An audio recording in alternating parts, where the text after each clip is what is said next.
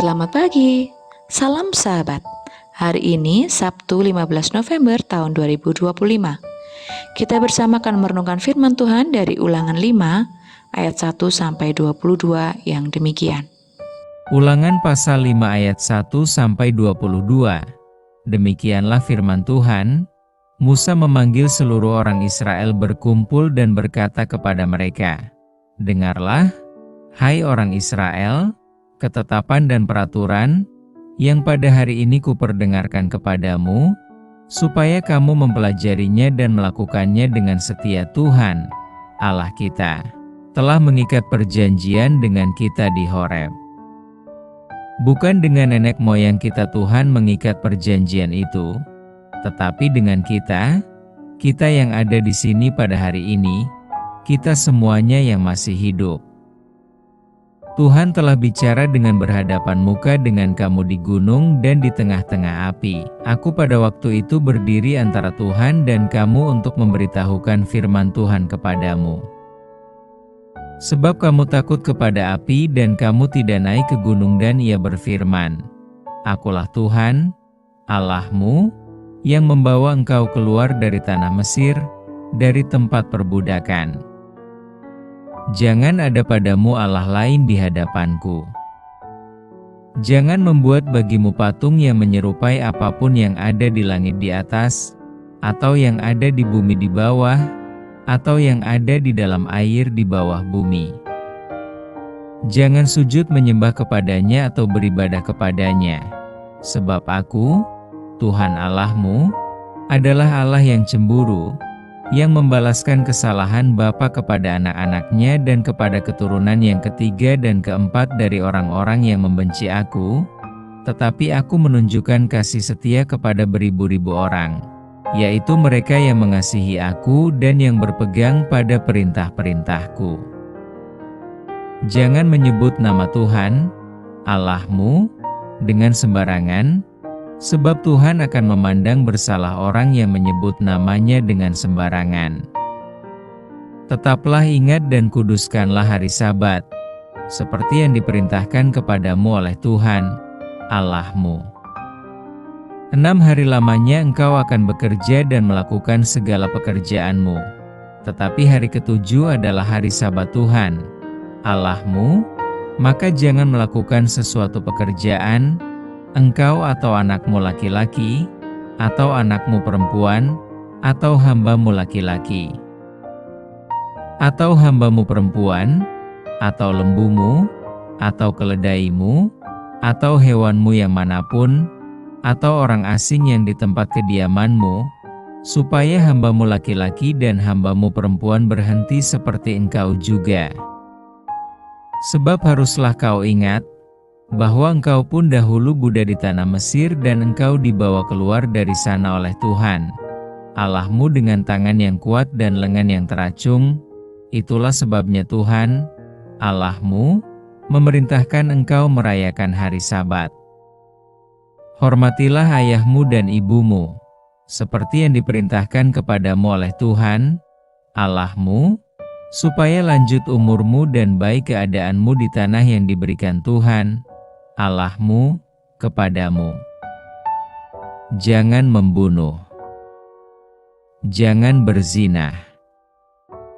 Jangan mencuri.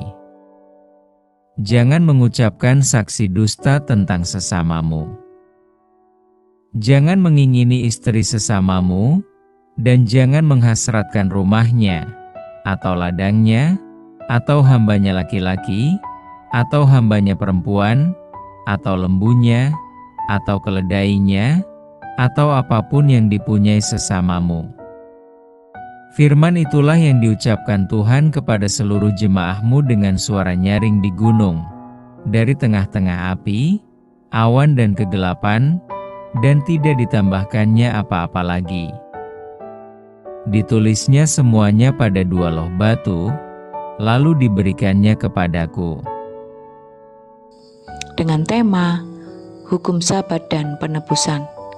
Dalam 10 hukum, penerapan hukum Sabat dikaitkan dengan penciptaan.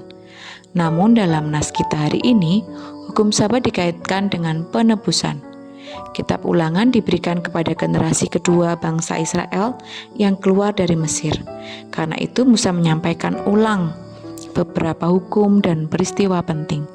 Satu hal yang Musa sampaikan ulang adalah 10 hukum dalam nas hari ini. Namun ternyata khusus mengenai dasar hukum Sabat ada perbedaan yang penting. Dalam Keluaran, dasar hukum Sabat dinyatakan seperti ini. Sebab 6 hari lamanya Tuhan menjadikan langit dan bumi, laut dan segala isinya, dan ia berhenti pada hari ke-7. Itulah sebabnya Tuhan berkati hari Sabat dan menguduskannya. Di Keluaran 20 ayat 11. Namun di kitab Ulangan dikatakan, haruslah kau ingat bahwa engkau pun dahulu budak di tanah Mesir, dan engkau dibawa keluar dari sana oleh Tuhan Allahmu dengan tangan yang kuat, dengan lengan terajung. Itulah sebabnya Tuhan Allahmu memerintahkan engkau merayakan hari Sabat, di ayat yang ke-15. Hal ini berarti bahwa Tuhan mengaitkan Sabat bukan hanya dengan penciptaan, tapi juga dengan penebusan. Hal itu juga menjadi alasan mendasar pemaknaan hari Sabat setelah kebangkitan Yesus, yaitu diubah dari hari ke-7 menjadi hari pertama. Lihat di Kisah Rasul 20 ayat 7. Alasan utamanya adalah Yesus bangkit pada hari pertama, dan hari-hari Yesus menampakkan diri setelah ia bangkit selalu terjadi pada hari pertama. Lihat juga di Lukas 24 ayat 1 dan 13, Yohanes 20 ayat 19 dan 26. Dalam perjanjian lama, Kristus belum datang menebus umatnya, maka umat bekerja dahulu 6 hari, kemudian beristirahat pada hari ke-7.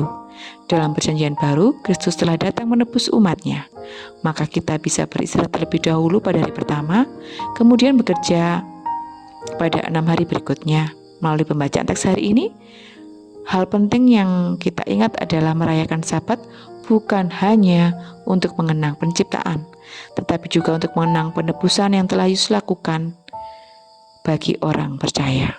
Mari bersama kita berdoa. Ya Tuhan, pencipta dan penebus kami bersyukur hari ini Kau mengingatkan kami akan kebenaran mendalam tentang hukum Sabat. Bukan hanya sebagai kenangan akan karya ciptaan-Mu yang agung, tapi juga sebagai tanda peringatan penebusan yang Engkau lakukan bagi kami.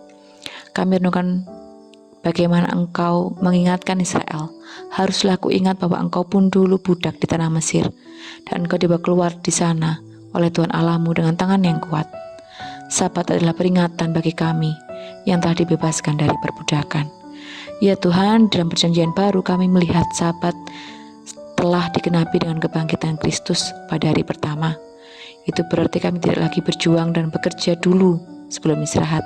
Sebaliknya kami beristirahat dulu di dalam karya penebusan Kristus yang selesai sebelum kami kembali bekerja dan melayani. Kami bersyukur tak terhingga atas penebusan-Mu yang sempurna. Ampunilah kami ya Tuhan jika selama ini kami sering lupa akan makna sejati istirahat ini. Kami sering menghabiskan hari istirahat atau hari Minggu hanya untuk kesenangan diri, bukan untuk merayakan dan mengenang karya Kristus. Kami sering berusaha keras untuk mendapatkan keselamatan dan istirahat rohani melalui usaha kami sendiri, lupa bahwa penebusan sudah diberikan secara cuma-cuma. Kami gagal menjadikan istirahat Sabat sebagai titik fokus untuk mengingat bahwa kami bukan lagi budak dosa, melainkan anak-anak yang dimerdekakan. Tolong kami ya Tuhan untuk menghargai dan menguduskan hari istirahat yang Engkau berikan. Biarlah setiap kali kami istirahat untuk menjadi kesempatan mengenang kuasa penciptaan-Mu, merayakan kepastian penebusan yang telah dimenangkan Kristus, memperbarui kekuatan kami sebelum kembali dilayani dan bekerja di dunia. Biarlah hidup kami mencerminkan umat yang telah dibebaskan dan beristirahat sepenuhnya di dalam anugerah-Mu, bukan lagi dalam perbudakan usaha dan kerja keras yang sia-sia. Di dalam nama Tuhan Yesus, penebus kami dan alasan istirahat sejati kami berdoa. Amin. Selamat beraktivitas, Tuhan Yesus memberkati.